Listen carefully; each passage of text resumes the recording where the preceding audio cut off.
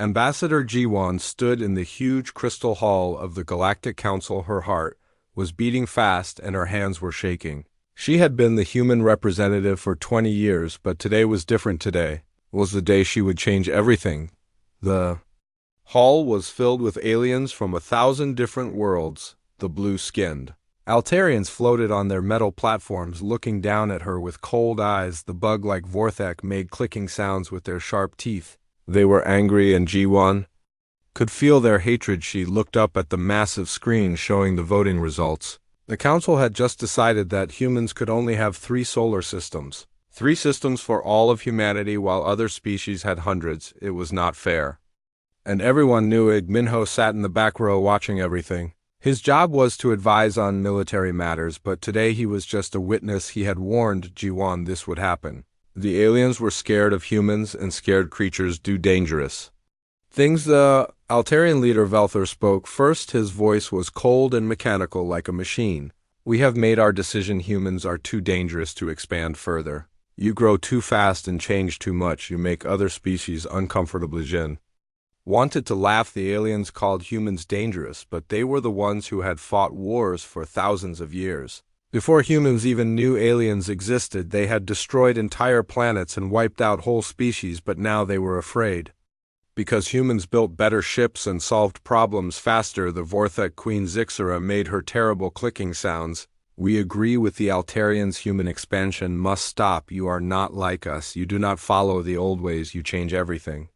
You touch. This was the moment Jiwan had been preparing for. She had known this day would come. The aliens would never accept humans as equals. They saw humans as young and wild and dangerous. They wanted to keep humans locked up like animals in a zoo. She walked to the center of the hall. Her footsteps echoed in the silence. 1,000 alien eyes watched her every move. She could feel their fear and anger, but also their curiosity. They wanted to know what the human would do. Fellow council members, she began, her voice clear and strong. We came to this council 20 years ago with hope. We wanted to join the galactic community. We wanted to learn and grow together, but we have learned something important during our time here. The aliens leaned forward, listening carefully. Even though they pretended not to care about human words, we have learned that most of you are not as advanced as you claim to be. You use the same old technologies your ancestors used 1,000 years ago. You follow the same old rules and think the same old thoughts. You are comfortable being weak and slow. Angry voices filled the hall. The Altarians buzzed with rage. The Vorthak clicked their teeth louder. Several other species made threatening gestures, but Jiwan continued speaking. In 200 years we went from knowing nothing about space to building the best ships in the galaxy. We solved the energy crisis that had troubled the Zentari for centuries. We created the trade routes that made the Quillan colonies rich. We designed the defense systems that stopped the Draknari invasion. She paused and looked around the hall. Every word she spoke was true and everyone knew it, but instead of being grateful, you are afraid. You want to stop us from growing because you cannot grow yourselves. You want to limit our expansion because you cannot expand yourselves.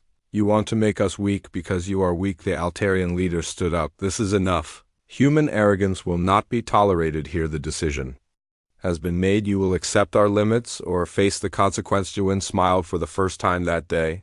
Very well, we accept your decision. The aliens looked confused. They had expected humans to argue or plead or threaten, but Jiwan sounded almost happy. We accept your decision to limit human expansion, she continued, and we make our own decision. We withdraw from the Galactic Council immediately. The hall exploded in chaos. Aliens jumped to their feet, shouting in 100 different languages. The Vorthek Queen clicked so loudly it hurt to hear. The Altarian leader demanded that humans reconsider, but it was too late. Jiwan had already activated her communication device. The message was already being sent to every human colony, every human ship, every human station in the galaxy. Pack up, come home. The experiment is over. We are returning to human space, and this time we are closing the door behind us. Minho smiled as he watched the aliens panic. They had thought they could control humans, like they controlled each other, but humans were different. When humans were pushed, they did not bend. They found another way. The human delegation walked toward the exit, leaving their translation devices on the floor. The aliens could keep their old technologies and their old ways, humans would find better solutions. Ambassador Jiwan turned back one last time to address the council. You wanted to cage us like dangerous animals, she said, but you forgot something important. Cages only work if the prisoner wants to stay. Inside, the humans left the hall, and the aliens were left staring at empty seats and broken dreams. They had just made the biggest mistake in galactic history, but they did not know it. Yet within hours the evacuation began. Every human trading post closed, every human research station shut down, every human diplomatic mission packed up and left. The galaxy watched in shock as the most dynamic species they had ever known simply vanished. The aliens had gotten what they wanted. A galaxy without human interference, but they would soon learn that sometimes getting what you want is the worst thing that can happen to youth. Age of human cooperation was over. The age of human independence had begun, and the galaxy would never be the same again. 3 months had passed since the humans left. The Galactic Council and the galaxy was already feeling the pain. Captain Hyunwoo stood on the bridge of his cargo ship, watching the blue planet of Altair Prime grow smaller in the distance. This was the last human ship to leave Altarian space, and he knew he would never return. Behind him on the planet, 12 different alien species were panicking. The Altarians had always been proud of their beautiful crystal cities that sparkled in the sunlight. But they had forgotten something important. Humans had designed the power systems that made those cities work without human engineers. The lights were starting to flicker and the beautiful crystals were going dark. The Altarian engineers tried to read the human instruction manuals, but they could not understand them. The humans had not just copied old alien technology. They had improved it in ways that seemed impossible to the aliens. The power systems were more efficient, more reliable, and more powerful than anything the Altarians had ever built on the industrial world of Kepler 442b.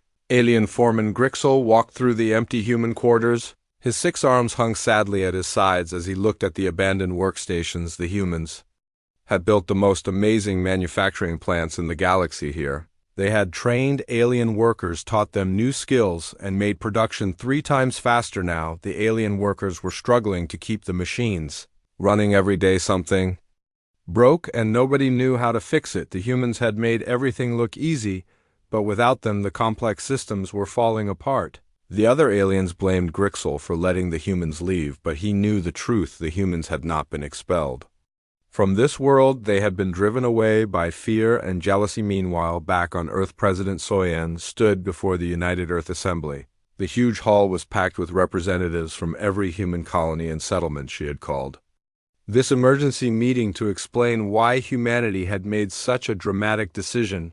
My fellow humans, she began, her voice strong and clear. We have left the Galactic Council not because we are angry, but because we are tired. We spent 20 years trying to fit into alien society. We changed our ways to make them comfortable. We held back our progress to make them feel safe.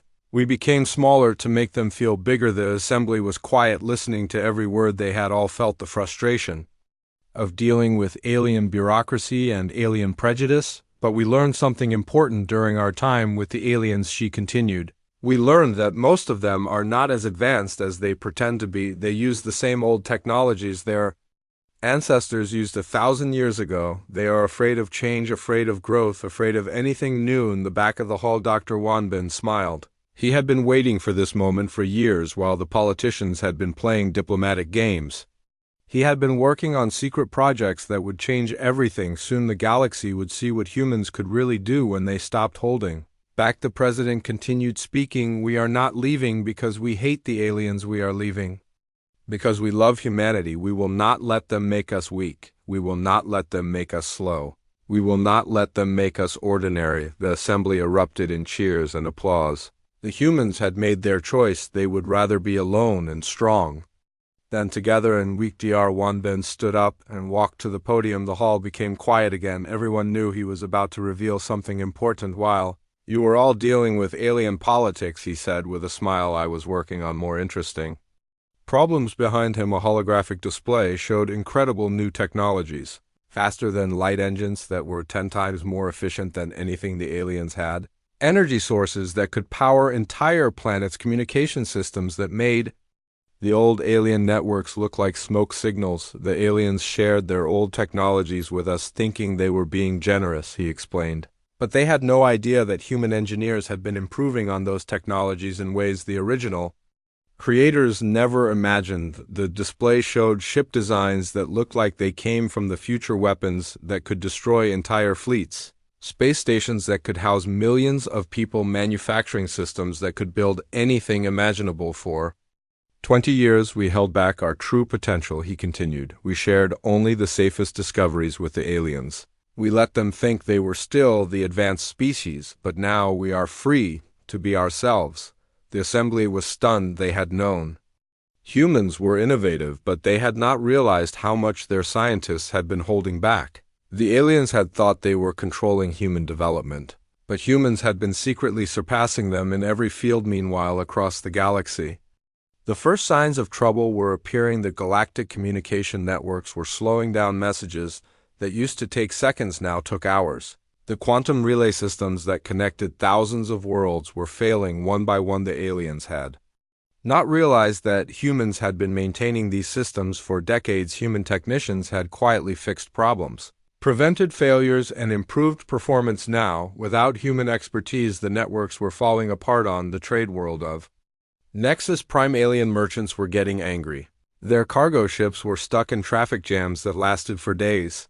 The efficient trade routes that humans had designed were turning into chaotic bottlenecks. Goods that used to move smoothly across the galaxy were now delayed or lost. The alien governments tried to blame each other for the problems. The Altarians said it was the Vorthek fault. The Vorthek said it was the Zentari fault, but deep down they all knew the truth. The humans had not just been members of the galactic community, they had been the ones keeping it running. Captain Hyunwoo received a message from Earth as his ship entered human space. The message was simple but powerful. Welcome home, the real work begins now. He smiled as he looked at the stars ahead. Human space was smaller than the galaxy, but it was theirs. They would build something better, something stronger, something that would make the aliens realize what they had lost. The age of human cooperation was over.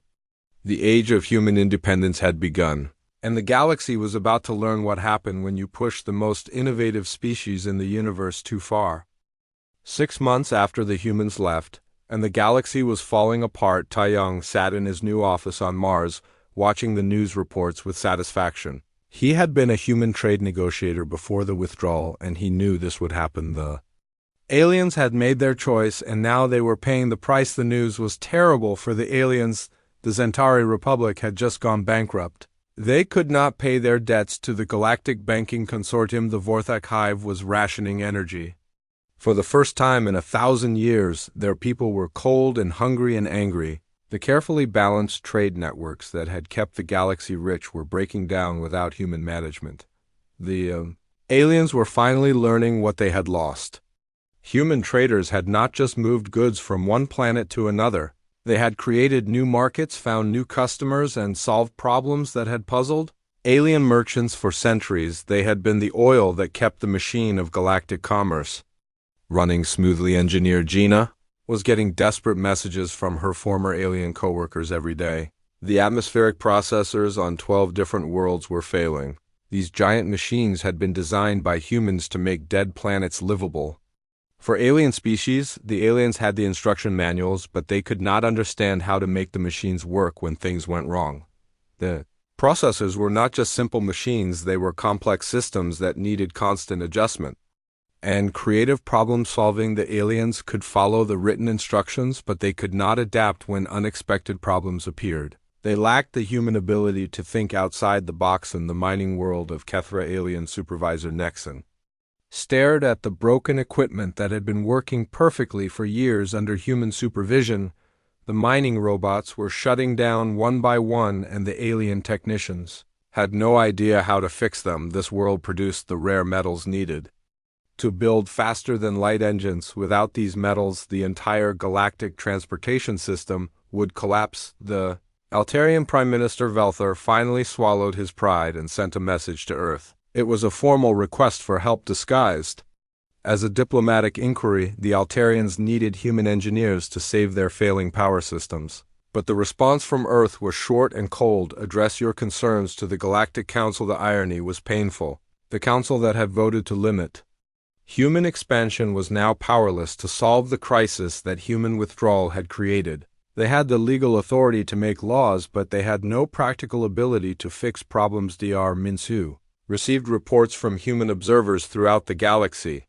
The situation was getting worse every day.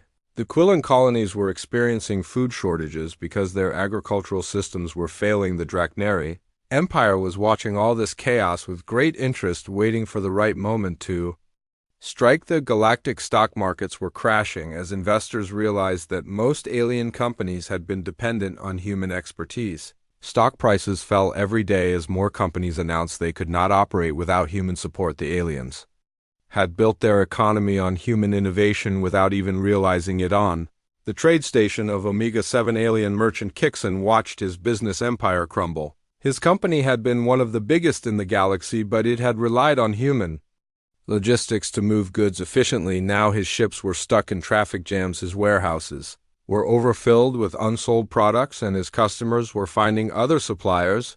The banking systems were failing too. Human programmers had quietly improved the alien financial networks, making them faster and more secure. Now, without human maintenance, the systems were full of errors and security holes.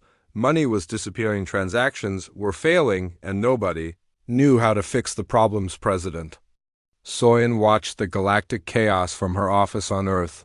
She felt no pleasure in seeing the aliens suffer, but she also felt no guilt. The humans had tried to help the aliens for 20 years and had been rejected. Every offer of friendship had been met with suspicion. Every gesture of goodwill had been seen as a threat. The aliens had wanted to limit human expansion because they feared human competition, but they had not realized that humans were not trying to compete with them. Humans had been trying to help them. The alien civilizations had been stagnant for centuries, and humans had been the only force pushing them to grow and improve. Now, without human influence, the aliens were falling back into their old patterns of stagnation and decline. They were arguing among themselves, blaming each other for problems they could not solve. The unity that had kept the galaxy peaceful for centuries was breaking down. The communication networks were now so slow that many worlds were effectively isolated. The trade routes were so clogged that basic supplies were not reaching their destinations. The manufacturing systems were so broken that new products were not being made. The galaxy was sliding backward into poverty and chaos, and in the shadows, the Drachneri Empire was preparing for war. They had been waiting for this moment for decades. The humans had been the only species capable of stopping their expansion plans. Now, with the galaxy weak and divided, the time for conquest had finally arrived. The aliens had gotten what they wanted, a galaxy without human interference. But they were about to learn that sometimes the most dangerous thing you can do is get exactly what you asked for. 1 year after the human withdrawal, the galaxy faced its worst nightmare. The Drachneri Empire had launched a massive attack on the peaceful Quillen colonies. For 500 years, the Galactic Council had kept peace through a complex system of defense treaties and rapid response teams, but these systems had been designed by human military experts who understood how to coordinate different species into an effective fighting force. Admiral Yunho watched the disaster unfold from his command center on Luna. He had been the chief architect of the Galactic Defense Network, and he knew exactly why the aliens were failing. The defense protocols required perfect timing and flawless communication between dozens of different species with completely different ways of fighting. Without human coordination, the alien response was slow, confused, and completely ineffective. The Quillen homeworld was under attack, and the alien defenders were falling apart. The Altarians were good at building defensive positions, but they were terrible at attacking. The Vorthek were fierce warriors, but they could not work together as a team. The Zentari had advanced weapons, but they were afraid to use them. The different species were fighting separate battles instead of one coordinated war. Colonel Yunbi had trained many of the alien officers who were now desperately trying to stop the Drachneri advance. She knew all their strengths and weaknesses. The aliens were brave and determined, but they lacked the human ability to adapt quickly to changing situations. They followed rigid battle plans that worked well in training but failed completely in real combat. The Draknari had been waiting for this moment for decades. They had watched human military tactics and learned that humans were the real obstacle to their expansion plans. The aliens had ancient weapons and traditional strategies, but humans had modern thinking and flexible tactics. Now, with humans gone, the path to galactic conquest was wide open. General Sanghun observed the battle reports from Earth with growing concern. The alien forces were being destroyed in detail. The Draknari would attack one species at a time, while the other species argued about how to respond. Each alien military followed their own traditions and refused to change their methods. Even when they were losing badly, they would not adapt. The first Quillan colony fell within 48 hours. The Draknari steamrolled through the defenses like they were made of paper. The alien defenders had been expecting a traditional siege, but the Draknari used new tactics they had learned from studying human strategies. They moved fast, hit hard, and never gave the defenders time to reorganize. Captain Sunwoo watched the evacuation reports with sadness. Millions of Quillan civilians were fleeing their homes as the Draknari advanced. The alien military commanders were so focused on following proper procedures that they forgot their main job was to protect innocent lives. The humans had always put civilian safety first, but the aliens seemed to care more about military protocol. The Altarian fleet arrived 3 days late to the battle. They had spent 2 days arguing about chain of command and battle formations. By the time they reached the combat zone, the Draknari had already moved on to their next target. The Altarians had superior numbers and better technology, but they lacked the leadership skills to use their advantages effectively. The Vorthek warriors fought bravely, but they fought alone. Each Vorthek unit attacked independently without coordinating with nearby units. The Draknari surrounded them and destroyed them one by one. The Vorthek had courage, but they lacked the tactical intelligence that humans had taught them. The Zentari brought their most advanced weapons to the battle, but they were afraid to use them effectively. They worried about causing collateral damage or violating various treaties and regulations while they debated the proper procedures. The Draknari were capturing their objectives. The Zentari had the tools to win, but they lacked the will to use. The Admiral Yunho received a desperate message from the Galactic Council. They were begging for human military assistance. The alien commanders finally admitted they could not stop the Draknari advance without human leadership, but the message was returned with a simple response: humanity is no longer a member of the Galactic Council. The irony was bitter. The council that had called humans too aggressive was now begging for human military help. The aliens had spent years complaining about human militarism, but now they needed that militarism to save them from conquest. The second Quellan colony fell within a week. The third fell within 2 weeks. The Draknari were advancing faster than anyone had thought possible. They had studied the Galactic Defense Network for decades, and they knew exactly where to strike to cause maximum damage. The alien military leaders held emergency meetings every day, but they could not agree on a strategy. The Altarians wanted to build defensive lines. The Vorthak wanted to attack immediately. The Zentari wanted to negotiate. The different species had completely different ideas about how to fight a war. Meanwhile, the Draknari Empire was celebrating their greatest victory in centuries. They had conquered more territory in 1 month than they had in the previous 100 years. The galaxy that had seemed so strong and unified was revealed to be weak and divided. Without human leadership, the galaxy was learning a harsh lesson. Military technology was not enough without military leadership. Advanced weapons were useless without the tactical intelligence to use them properly. The aliens had always thought that humans were just another species, but now they realized that humans were the species that made all the others work together. The age of galactic peace was over. The age of Draknari expansion had begun, and the galaxy was about to discover what happened when you removed the one species that had been holding your civilization together. 2 years after the human withdrawal, the galaxy was dying. The Galactic Council chambers that had once been filled with proud representatives from 1,000 worlds now held only a few hundred desperate aliens begging for solutions they could not find. Chancellor Minji received their pleas from her office on Earth with a mixture of sadness and cold satisfaction. Aliens had finally understood what they had lost. Humans had not just been members of the galactic community, they had been The heart and brain of galactic civilization, every major breakthrough in the last 2 centuries had human fingerprints on it. Every crisis that had been successfully solved had involved human creativity and determination. The galaxy had become addicted to human problem-solving without even realizing it. The Drachnary Empire now controlled half the galaxy. Their black ships flew through space unopposed, conquering world after world. The alien military forces had completely collapsed after 18 months of constant defeats. The remaining free worlds were isolated and defenseless, waiting for the inevitable attack. Ambassador Seijin had replaced Jiwan as the human diplomatic representative, but her job was very different. Instead of trying to join alien society, she was setting the terms for human return. The alien delegation that came to Earth was the most humble group of beings the galaxy had ever seen.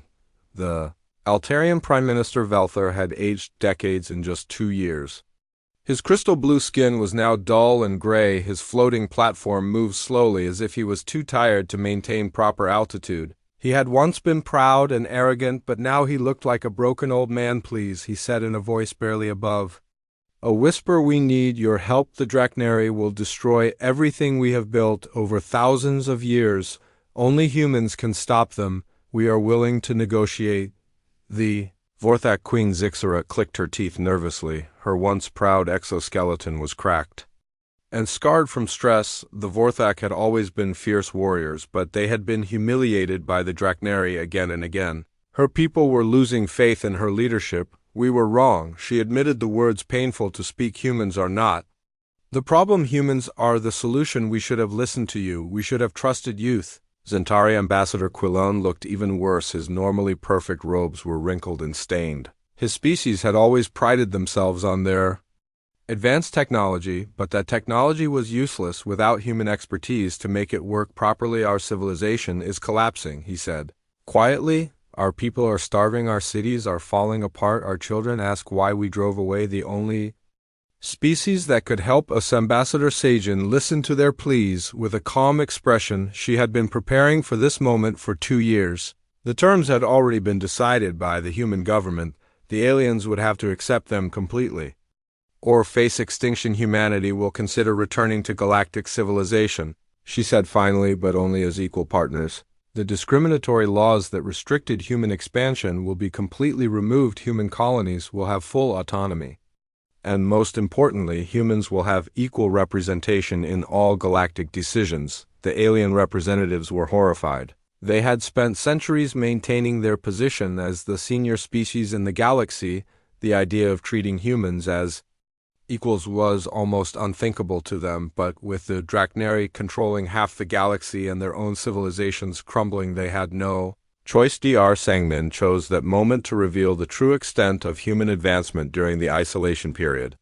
While the aliens had been struggling with their collapsing civilization, humans had been innovating at a rate that seemed impossible. They had developed new forms of faster-than-light travel that made their ships 10 times faster than anything in the galaxy. The holographic display showed revolutionary energy sources that could power entire star systems, defensive technologies that made Drachnary weapons look like ancient spears, manufacturing systems that could build fleets of ships in weeks instead of years. The aliens stared in amazement at technologies that seemed like magic. "This is what we accomplished in 2 years," he said proudly. "While you were fighting over the scraps of your failing civilization, we were building the future.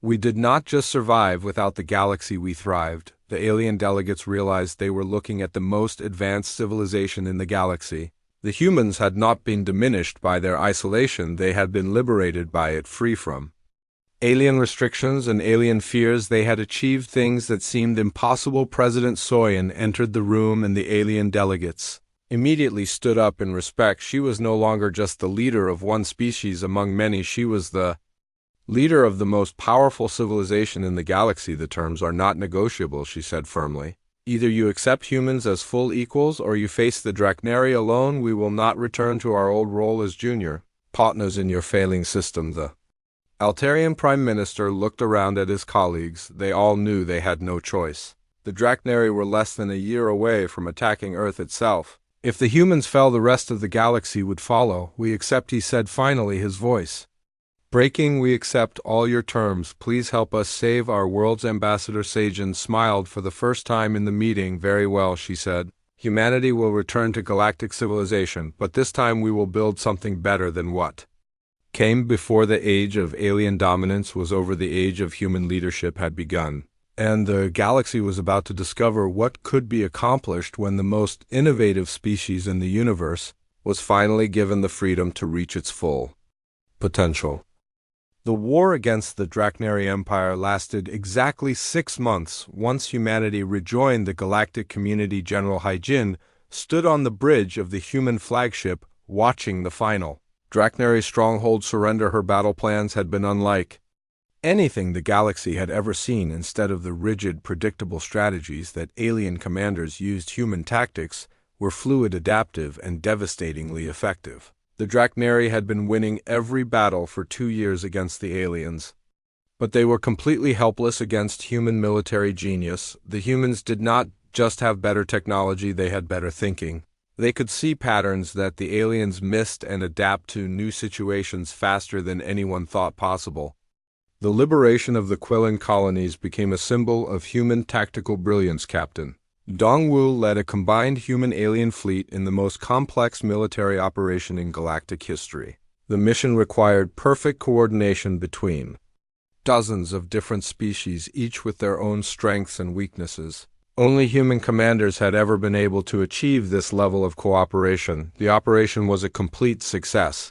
Millions of enslaved Quillan civilians were rescued while the Drachnary forward bases were destroyed. The alien military officers who had failed so badly before were amazed at how effective they could be under human leadership. The humans had not just brought superior weapons, they had brought superior strategy, but the real victory was not on the battlefield, it was in the meeting rooms and factories and research labs of the galaxy. The new Galactic Covenant that was drafted by human legal experts established a completely different system. The old hierarchy that had kept certain species in power for thousands of years was eliminated forever. In its place, a merit-based system emerged where species contributed according to their abilities and received benefits according to their contributions.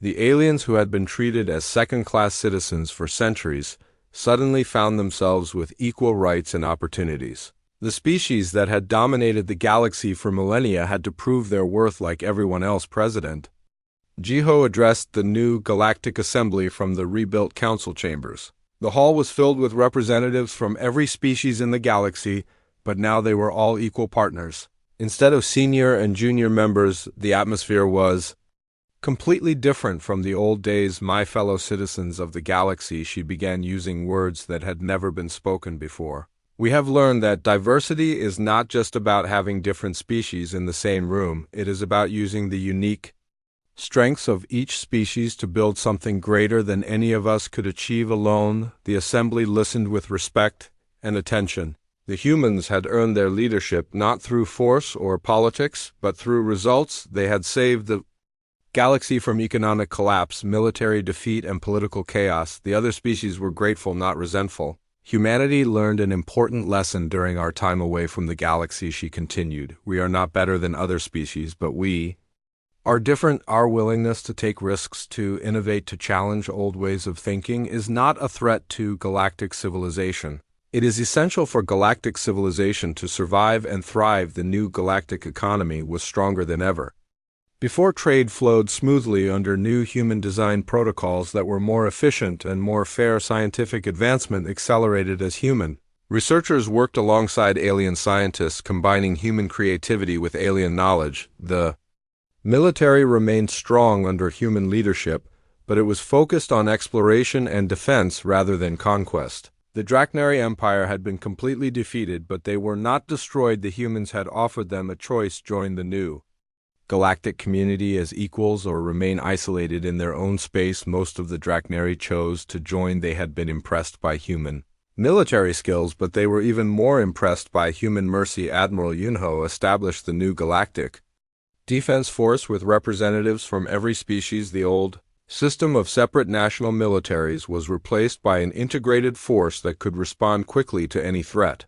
But more importantly, the new military was designed to prevent conflicts.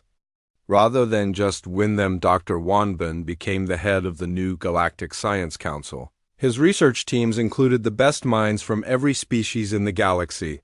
The discoveries they made in the first year after the war were more significant than anything achieved in the previous century. The combination of human innovation and alien expertise was unstoppable. The communication networks were rebuilt to be faster and more reliable than ever before. The trade routes were redesigned to be more efficient and more secure. The manufacturing systems were upgraded to produce higher quality goods at lower costs. Everything that had been broken during the human withdrawal was rebuilt better than before. As Ambassador Jiwan looked out over the bustling galactic capital, she reflected on the journey that had brought them to this point. The city was alive with activity as beings from hundreds of worlds worked together on projects that would have been impossible under the old system. She thought about the painful decision to leave the galaxy 3 years earlier. It had been the hardest choice humanity had ever made, but it had been the right choice. Sometimes the greatest act of love was knowing when to walk away, but sometimes the greatest act of courage was knowing when to come back. The galaxy that emerged from the crisis was not just stronger than before. It was fundamentally different. The old fears and prejudices that had divided species for millennia were replaced by cooperation and mutual respect. The humans had not conquered the galaxy. They had liberated it. The age of species hierarchy was over. The age of galactic unity had begun, and the universe was about to discover what could be accomplished when all its children worked together toward a common future, collaborated with alien scientists. The military remained strong under human strategic leadership, but it was no longer needed. The Draknari Empire had been defeated, and other potential threats were deterred by the galaxy's new unity and strength. As Ambassador Jiwan looked out over the bustling galactic capital, she reflected on the journey that had brought them here. Humanity had been forced to leave the galaxy to save it. Sometimes the greatest act of love was knowing when to walk away, but sometimes the greatest act of courage was knowing when to come back.